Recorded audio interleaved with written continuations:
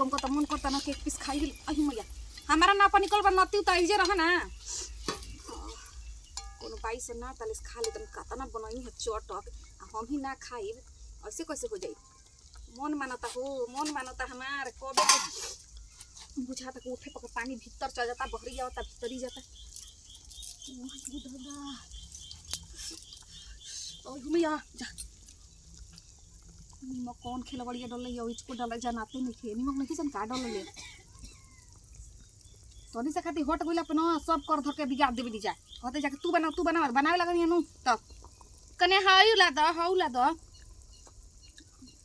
कुछ कह जौन चीज के हाथ लगा दे निमन ना बने ऐसा होइए ना सकेला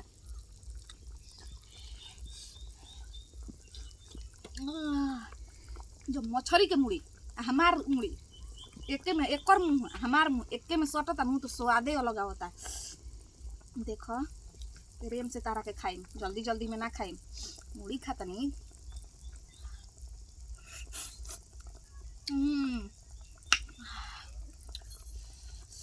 मन तो करता कि साफ एकदम साफ उड़वाइए दी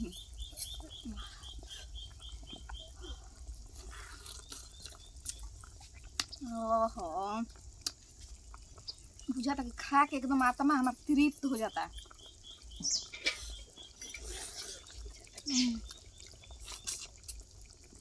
कहले सन कि कैसे इतना तेज बा दिमाग तार कैसे तेज बा दिमाग खाम तो दिमागे नहीं तेज हुई हो यही में दुकर भात हुई तो और मजा दे दी बताओ खाए के बेरा हो गोला बिन के आई हो दादा आई का हो आई तुम मछरी खाए लगल हो हम तो ना खाई नहीं कुल खाता कहता कि ना खाई हैं सर नाम के चीजें नहीं खे अभी 2 दिन अइलो ना भइला लगल चूल्हा तर पहुंच के चाटे हैं बताओ ना तनी आ तारा का काहे रे कथा न सुनवावे के बा अभी कोकन छोड़ावे जाए के बाटे पहले हमरा के ई बताई जब कोकन छोड़ा एक बार जब काथे सुने के बता काहे घर में पहले ही मछली बन गई ही तो नाता का बनल हटे तारा खाते पूरी या जाउर बनल बा तो हम तारा पूरी न अभी टूंगे कर रहे दीदी हमू खाई ना मछली तो ठीक बा खालू मछली तो काथा हो गए रही कोकन छूट गए रही तो तू खाई तू मछली आ तू बता भाई चूल्हा तक निकाल के खा तारू इतना तो देख लिहन तो खाई हन ई हमर पसंद है जब घरे बनला तो माई हमारे के आगे खियावत रहे तो हमारा आदत बा आगे खाए के चूल्हा आई हो दादा लागत अनुको हमनी के घर में राछा छे आ गइल दादा दलीदर आ गइल दलीदर हमनी के आज तक ले 10 बारी सुतारला हमरा हो गइल आ मजली के 5 बारी सुतारला हो गइल आज तक ले ऐसे काम कोनो आदमी हमनी के नहीं खिजा कइले कैसे तू क देलु हो जाई दीदी हल्ला मत करी एक पीस रहो खा ली चुप रहा हमनी में ई कुल माई बाबू संस्कार नहीं के देले हमनी के पहले घर परिवार के जे बड़ जेठ बा ओकरा के खिया के लास्ट में बाहर से आर के खाई ना जा अब तो नसाइए कुल बनी अब खा ली नु तो हां तो खा तो खा लेकिन ई काम तू ठीक नहीं को कर ठीक बा अभी हम मम्मी जी से बताइब ए दीदी अम्मा जी ए अम्मा जी ओए गोइले दादा लाजे ओती घरी कह देबे कि मछली मुर्गा ना खाइना तो साहिए इनके सोच रहे कि मछली मुर्गा ना खाइना का आए ऐसे कैसे ना खाए पसंद के चीज हमार कोई के तरी बनत रहे तब्बे से नाम धरत रही तब ही से कि मछली बनी ई लोग के जरूरी है का बनवावल जब से पूजा पाठ में कथा बाता हो गई तो बनवाइती जा हित खाती बनता हमू ताइल बन त हिते लेखन बनी रहते न पुरान होखम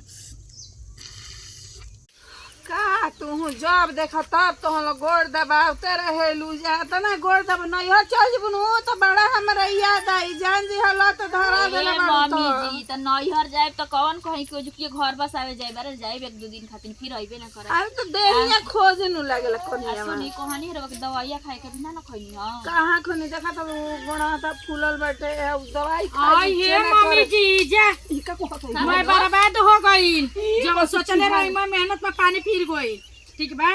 बड़ी लूरगर पतो खोजले रही यहाँ के कहतो कि क्या हो गई कुछ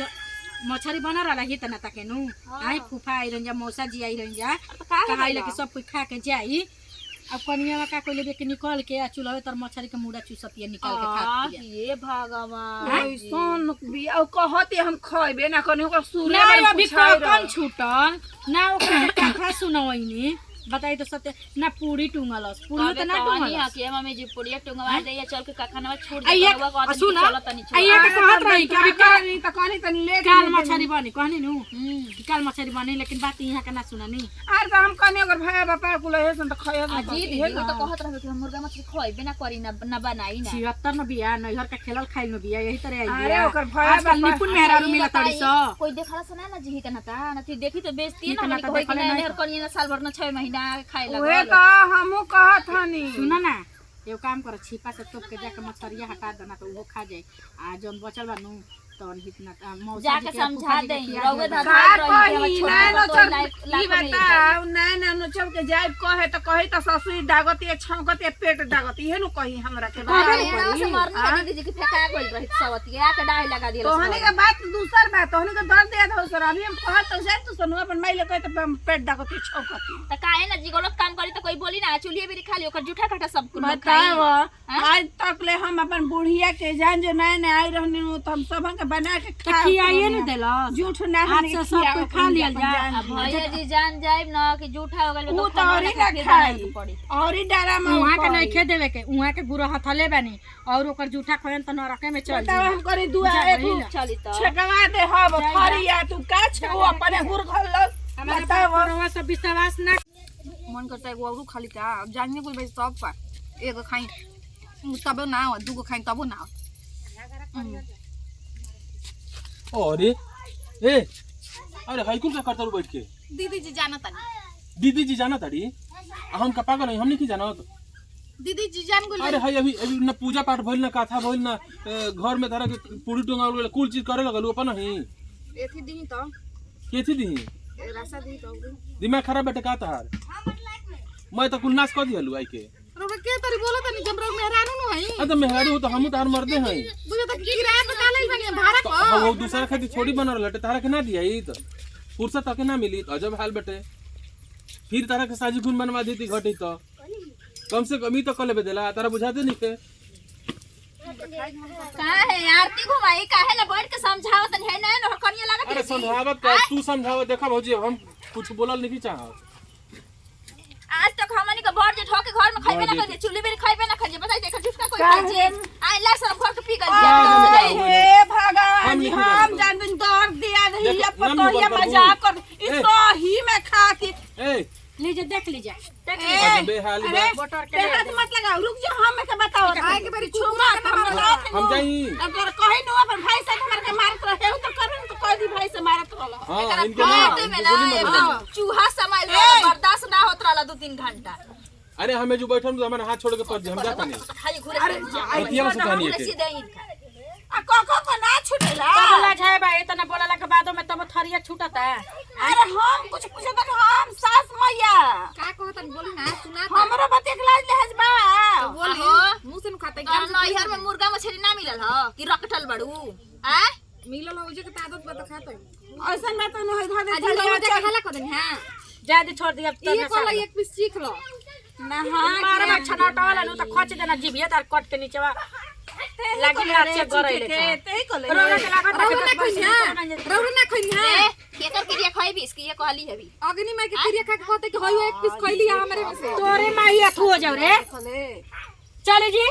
खियावे दी उहे खियाई अपना बाबा के कैसे भागे रही तोरे बाप भाई आई बस काठ कुल बाबरे फरिया में डाल दे मोबाइल भाई बाबा के तू के कर भाई आ बाप से कहतनी ये दू लक्षण सिखैले बा जेकर भाई से अभी कहतनी ओकर पे पानी के के भेजो अच्छा समझ बना कहां बा होता ना फिर साल सवत कहीं का लेके चला ना तो चल तब ना मैं खा के ओरिया दी दे दी चले जी लेके एगो दे दी ले तू बा